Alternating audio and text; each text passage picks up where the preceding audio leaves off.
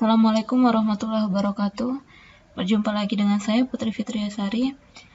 Pada pertemuan kali ini kita akan membahas materi tentang uji homogenitas data.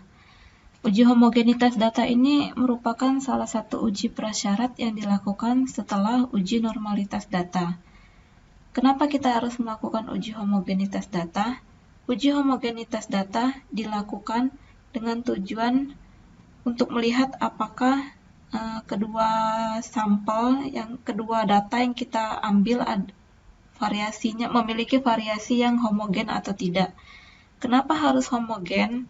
Karena apabila anggaplah kita membandingkan kelas A dengan kelas B. Apabila kemampuan kelas A termasuk kemampuan tinggi, sedangkan kelas B termasuk kemampuan rendah, maka kedua data ini tidak bisa dibandingkan. Dua hal yang berbeda tidak akan bisa dibandingkan. Oleh karena itu, kita harus melihat apakah kedua data itu homogen atau tidak. Baiklah, untuk uji homogenitas data, kita harus membuat asumsi terlebih dahulu atau kriteria yang kita gunakan untuk hasil akhirnya nanti, yaitu jika nilai signifikannya lebih dari sama dengan 0,05, maka varian data kita bisa dikatakan homogen. Tapi jika nilai signifikannya kurang dari 0,05, maka tidak homogen.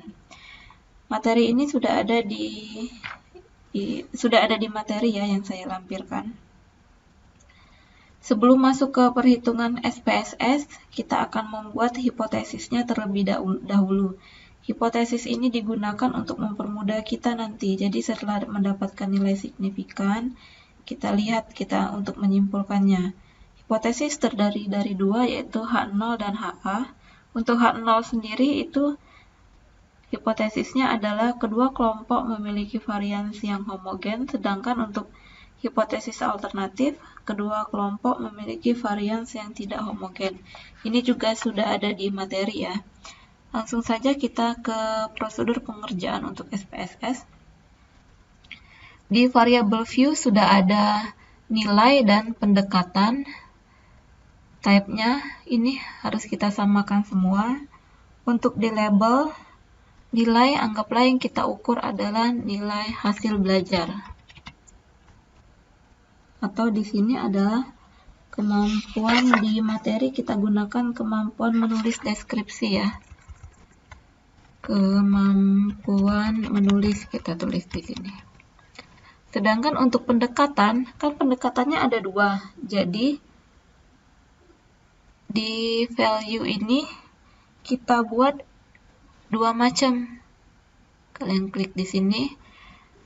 Kode 1 untuk label, tadi pendekatannya adalah untuk kode yang pertama menggunakan pendekatan scientific.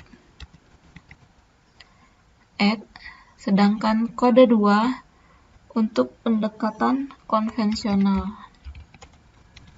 Jadi kita label terlebih dahulu terus baru OK. Kalau sudah kita kasih label, kita lanjut ke data view. Ini adalah data, bisa dilihat di sini ada data 1 dari 1 sampai 40. Bisa kalian screenshot kalau misalkan terlalu cepat untuk melihatnya. Karena dia 1 sampai 40, di materi sudah bisa dilihat di sana bahwa untuk pendekatan saintifik dia 1 sampai 20 di sini nilainya. Jadi kita kode pendekatan saintifik tadi kan kodenya 1. Jadi untuk nomor 1 sampai 10 kita kasih kode 1.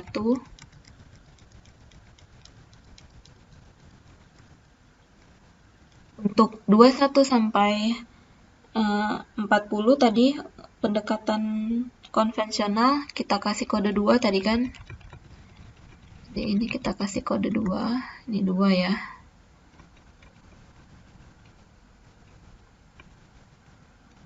Oke. Kalau sudah selesai, kita langsung saja kita pilih analyze. Setelah analyze, pilih compares mean. Compares mean, kita pilih one way ANOVA. Setelah seperti ini, kita pindahkan variabel kemampuan menulis deskripsi tadi ke box dependent list. Jadi kemampuan menulis ini kita pindahkan ke box dependent list. Sedangkan untuk pendekatan kita pindahkan ke box faktor. Oke, kalau sudah selesai, kita klik option. Homogeneity of variance testnya kita centang, jangan lupa. Setelah dicentang homogeneity of variance testnya, klik tombol continue. Setelah itu kita pilih OK. Ini akan ada outputnya, kita tunggu saja dulu. Nah, lihat di sini. Yang kita lihat yang mana? Yang test of homogeneity of variance. Di sini kan ada nilai signifikan. Yang kita lihat di sini nilai signifikannya ada 0,220. Kita bandingkan nilai 0,220 ini apakah lebih besar dengan kita bandingkan nilai yang kita dapat ini dengan nilai signifikan yang kita punya, yaitu 5% atau 0,05. Apakah lebih besar atau lebih kecil ini? Lebih besar ya. 0,220 ini lebih besar daripada 0,05. Kembali lagi ke kriteria pengujiannya tadi, apabila dia lebih besar maka sampel dinyatakan homogen. Ya, tapi kalau dia kurang dari 0,05 dinyatakan tidak homogen. Itu saja yang dapat saya sampaikan. Wabillahi taufiq wal hidayah. Wassalamualaikum warahmatullahi wabarakatuh.